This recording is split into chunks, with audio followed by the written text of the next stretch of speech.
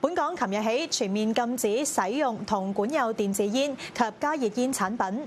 衛生署控煙酒辦就話，首日就新禁令發出4張定額罰款通知書，同預期差唔多，強調法例對公眾地方定義清晰。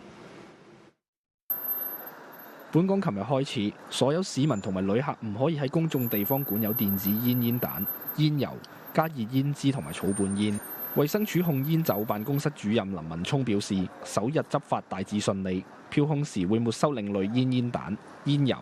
如果煙機可以分拆出嚟，就唔會沒收。佢話未來2個星期會加強巡查同埋宣傳，有強調法例對公眾地方嘅定義清晰。本身呢樣產品其實啲電子煙、加熱煙咧已經係佢哋嘅入口啊、售賣、宣傳、製造啊已經禁止咗4年啦。其實喺個社會上已經係冇一個合法嘅途徑可以獲得呢啲產品。咁另外加上我哋最近嘅大量嘅宣傳工作啦，咁其實我哋都預計話真係會去發出呢啲定額罰款通知書嘅情況，應該就唔會話好非常之嚴重啊咁樣。對於有意見擔心新例會令更多人轉吸傳統香煙，林文聰回應話：唔少吸煙人士會同時使用2種產品，強調禁煙係一整套工作，需要多管齊下。好多用緊另類煙嘅人咧，佢同時都係食緊呢個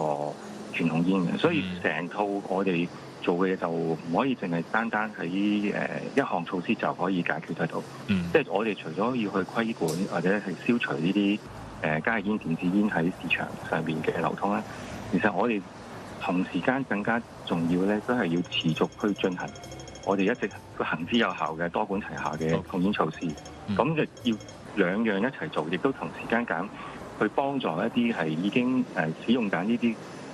尼古丁產品或者係煙草產品嘅人士咧，去幫助佢哋戒煙。